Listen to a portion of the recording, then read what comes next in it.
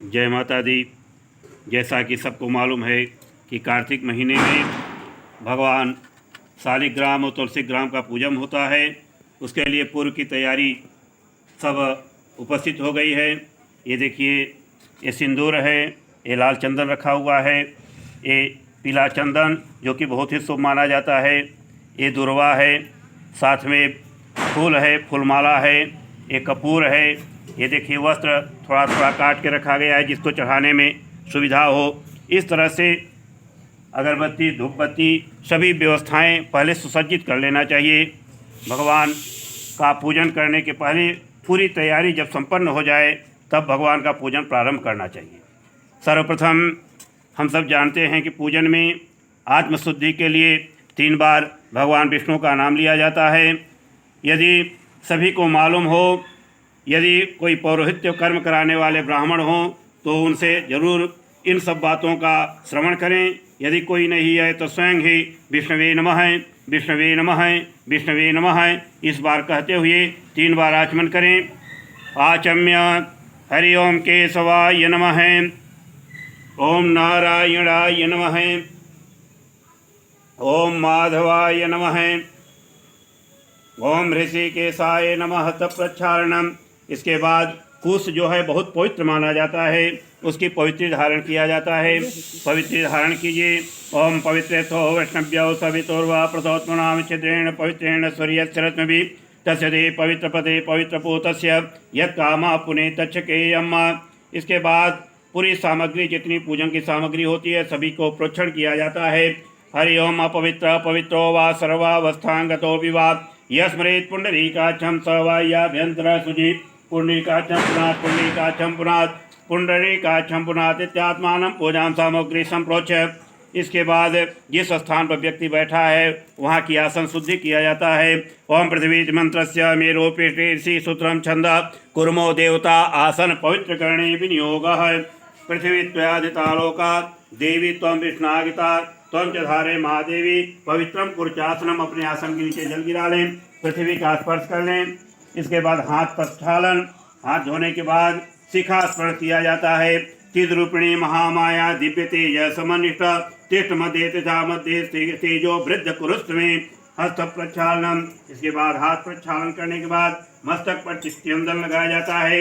बिना चंदन के कोई भी कार्य शुभ नहीं माना जाता। कस्तूरी तिलकम ललाट पटे वक्षस्तरे कौस्तुभम नासाग्रे परमौक्तिकम करतरे भेड़ो करे कंगणम सर्वांगे हरिचंदनम सुललितं कंठे च मुक्तावली गोपस्त्री परिवेष्टितो विजयते गोपाल चूड़ामणि। इसके बाद प्रत्यक्ष दीप का प्रज्वलित किया जाता है। प्रत्यक्ष दीपम प्रज्वाल्य।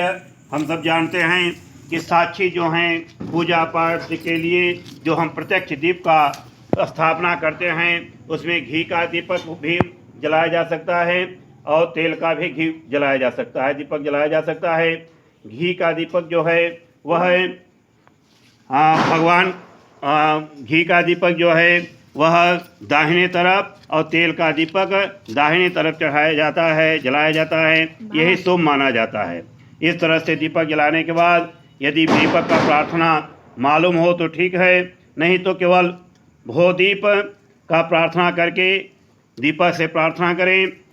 ओम दीपः ज्योति परम अग्निर्ज्योतिर्ज्योतिरग्नि स्वाहा सूर्यो ज्योतिः ज्योतिसूर्य स्वाहा अग्निर्वर्चो ज्योतिर्वर्च स्वाहा ज्योतिसूर्य सूर्यो ज्योति स्वाहा।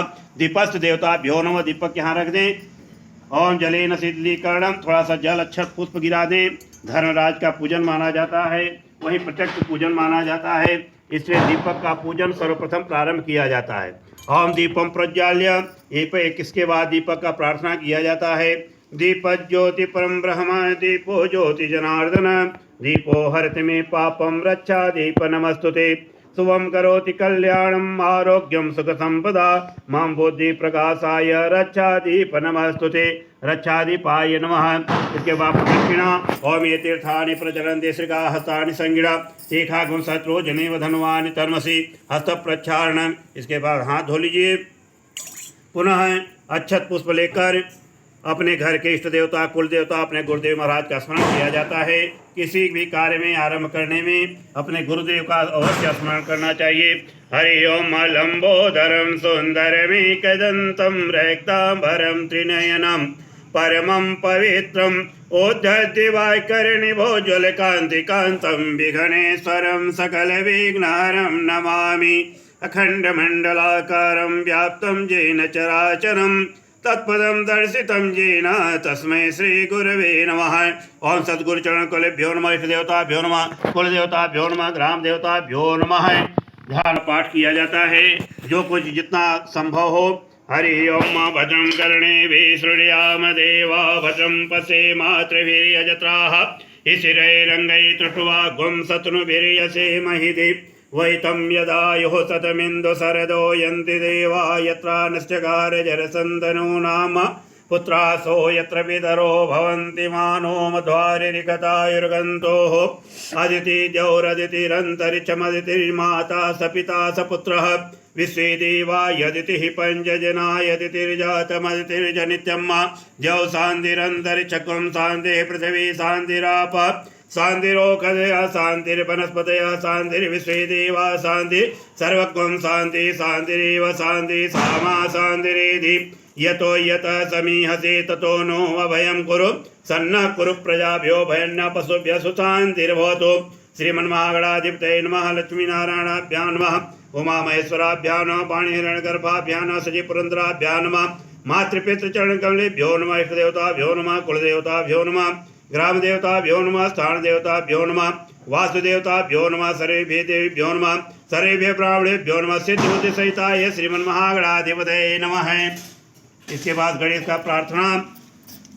ओम सुमुखश्चैकदन्तश्चै कपिलो गजकर्णकः लंबोदरश्च विक्रो विघ्ननाशो विनायकः धूम्रकेतुर्गणाध्यक्षो भालचन्द्रो गजाननः द्वादशैतानि नामानि पठेच्छुर्यादपि। ओम श्री विघ्नेश्वराय नमः। विघ्नेशार्पणमस्तु। इसके बाद किसी भी कार्य को पूर्ण रूप से एकाग्रमण करने के लिए संकल्प किया जाता है। संकल्प में जल अवश्य हो, जल की ही प्रधानता मानी जाती है।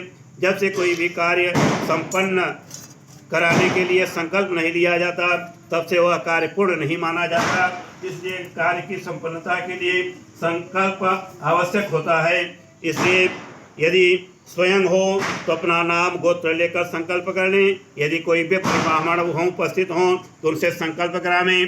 संकल्प संक्षेप में थोड़ा सा संक्षेप संकल्प हो जाए।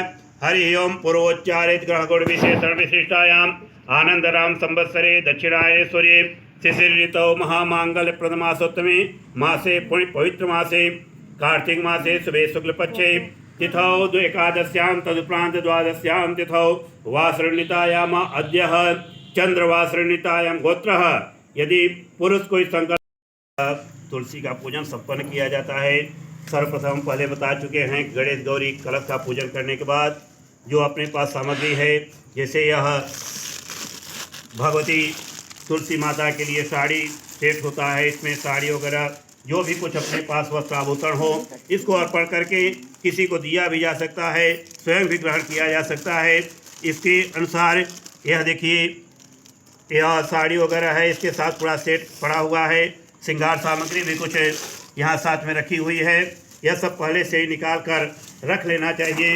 ये देखिए चूड़ी रखी हुई है।